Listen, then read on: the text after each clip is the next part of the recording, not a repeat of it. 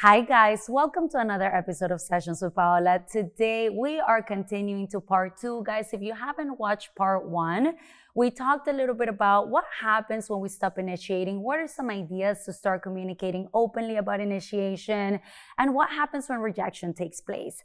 Today I have with me, in my book, the superwoman of sexologists and sex educators, Marla Stewart. Welcome, Marla. Thank you for being here. Yes, thank you for having me. And we're going to talk a little bit about kink and BDSM because often a sensation play, because when I bring this to my couples, my people are like imagining that they're going to be in a dungeon with like, you know, leather. And like, what movie is it that they think about? What was that 50 movie? Shades of Grey. Yes. And a lot of sex educators, along with sex therapists, there wasn't enough negotiation in that movie. Mm-hmm. Things were happening. And so today we're not only going to talk about how to introduce some of these things with your partner, but we're going to do a little mini negotiation for you guys to really learn what goes behind the scenes where you're introducing something that's a little bit different to the norm.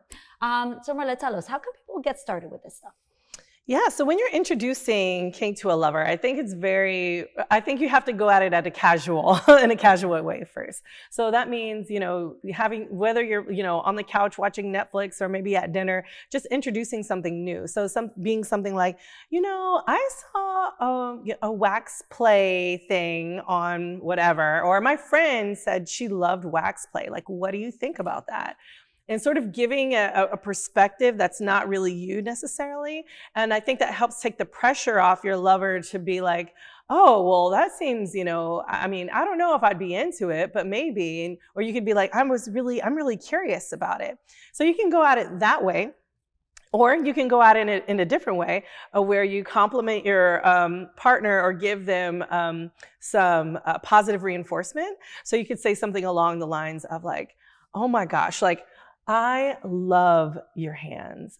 I think you are so strong that if you spanked me, like, I think I would have some fun. What do you think about that? Sold. I'm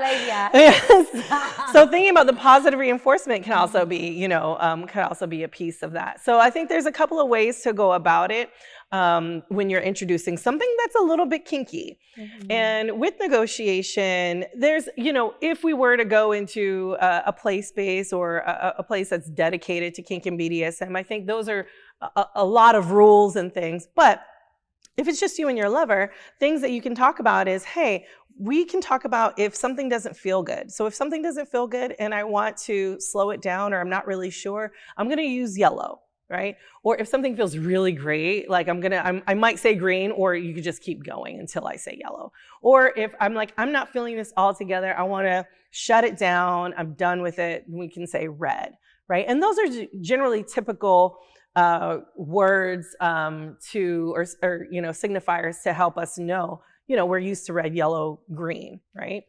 Mm.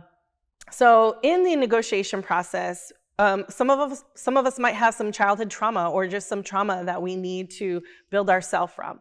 So thinking about the type of consent is going to be important. So if you need consent all the time, can I touch you here? Can I do this there? Can I use this toy? Can I use that? That is going to be really, really helpful when negotiating. Otherwise, you could just be like, hey, you have your lay of the land, you have my body, do what you will, and I will know that I can use my words to say, red, yellow, or green, right? So I think that part is a big deal of the process. Now, what's even a bigger deal is the aftercare. A lot of times we don't think about the aftercare piece. And sometimes if we're engaging anything kinky, we might need to have some aftercare to help us think about the feelings that we had. What went through our minds? How are we feeling? There's so much endorphins, dopamine, there's so many happy hormones. The pain and pleasure hormones, all of those things are flooding us. And when we're flooded with those, we need to be able to take care of ourselves. So what is it that we need for aftercare? Do we need a blanket? Do we need to just cuddle? Do we need a glass of wine? Do we need a shower? What are the things that we need after? And this goes for sex too. You know what I mean? Like after sex, what do you need after sex?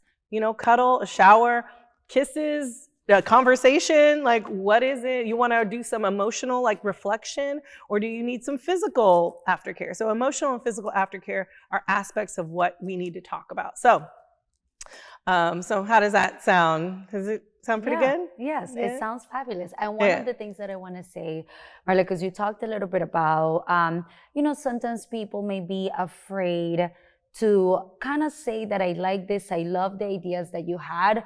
But guys, remember that if you grew up, I run into this issue, right? I work in Miami, so I work with a whole bunch of beautiful cultures.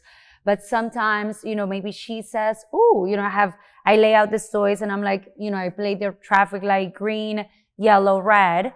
And she's like totally about it. And he's like, well, why do we need that? I didn't know that her sex was that bad. I didn't know, right? So don't get discouraged, right? I think I love the hand because even when Marla was grabbing my hand, it felt very friendly. She was really in tune. Touch creates bonding. And so I think, guys, these are good ways to start it. But remember, we are going to like different things for a whole bunch of reasons. And not being afraid of tasting. There is a menu out there, finding out what you like. Because in my humble opinion, I think when it comes to long-term relationships, novelty needs to be a thing, right? Because if we're having the same meal every day, the same way, we're, boring sex. I mean, I'm sure you hear it a lot in your practice. You help a lot of couples entice and her book, I actually just suggested her book to a couple yesterday because not only does it explain how to seduce, but it gives you ideas. Guys, I was reading one of your exercises and it literally tells you like, try this position and put a blindfold on.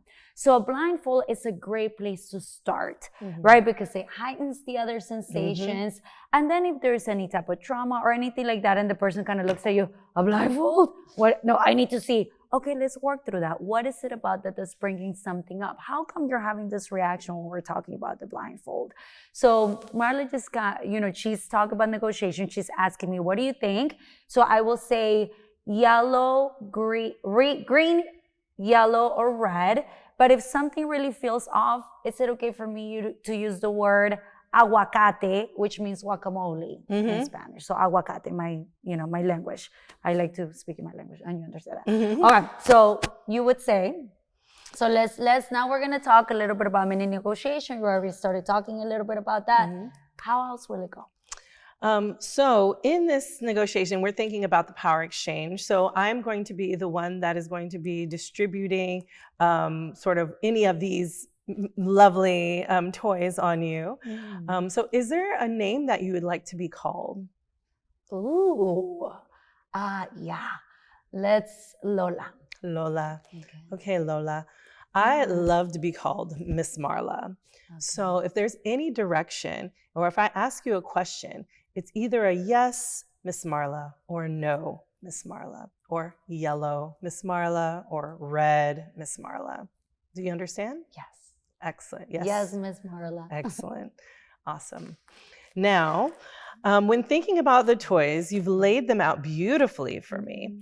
I'm the type of a sensual sadist that loves for you to pick whatever instrument you desire, and then I would be happy to do that instrument on you. Is there something you would like to try first? Yes, Miss Marla. I would love to try the wax play. Excellent. Okay, so what I need you to do is I need you to roll up your sleeve. Okay. I am kind of nervous, guys. I'm like, ooh, get out of here. Where are my cards? Hold on. Okay. Excellent. This is beautiful. Now, what's beautiful about your arm, right, is this is one of the most sensitive parts we have on our body, right? It doesn't get touched very much, doesn't get a lot of sun.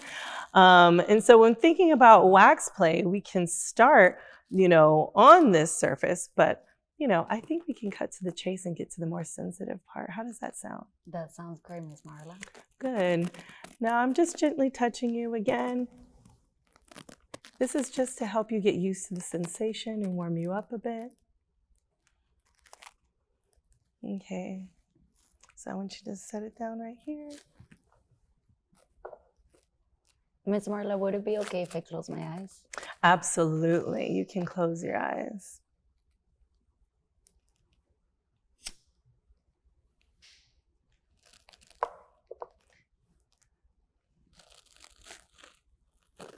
Okay, for wax play, generally this is going to be a candle that is made for wax play.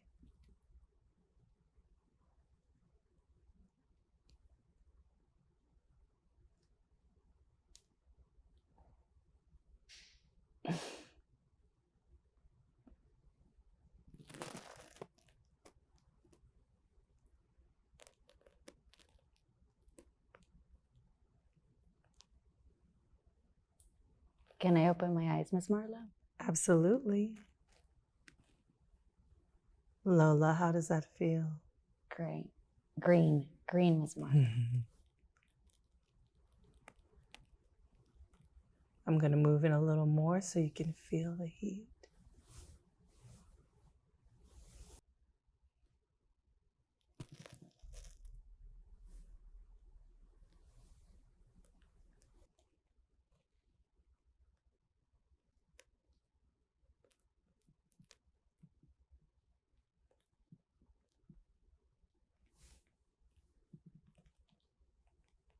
All right.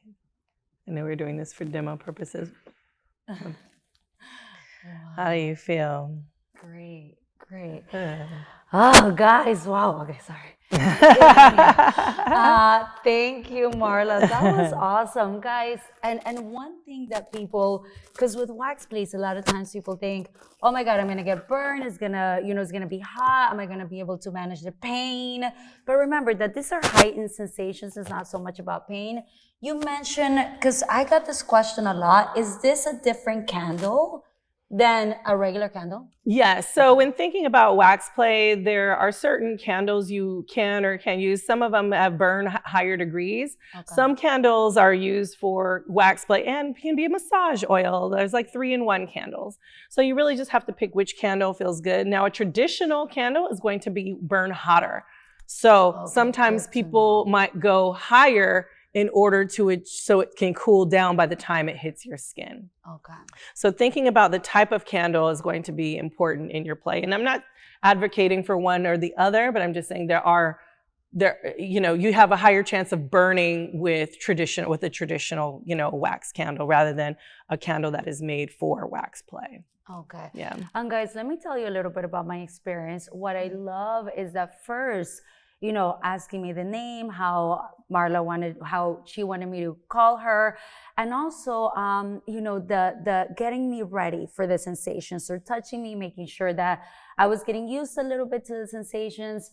Other things that I really enjoyed, in part 1, Marla talked about the alter ego. The alter ego just goes. So when I asked her, can I close my eyes, Miss Marla? That's what I wanted to do, because I wanted to, like, oh my God, and even hearing the lighter come on, right? Like, one of my senses is auditory. So hearing the lighter come on, I'm just kind of waiting, like, oh, it's coming, right? Like, so guys, this is just a little example of how not only can you bring some novelty into your relationship, but I wholeheartedly believe in sensation play, because we live in a world where there's so many things coming our way.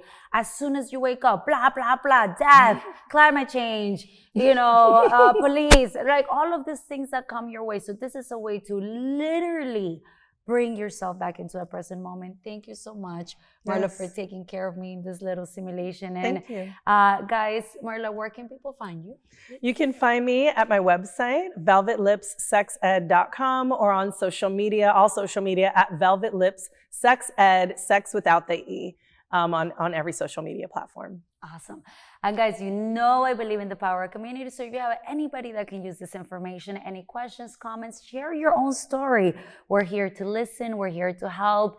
And, it's an amazing field, the field of sex education and sex therapy. So thank you, all of you out there, for supporting me. I will see you soon. Gracias.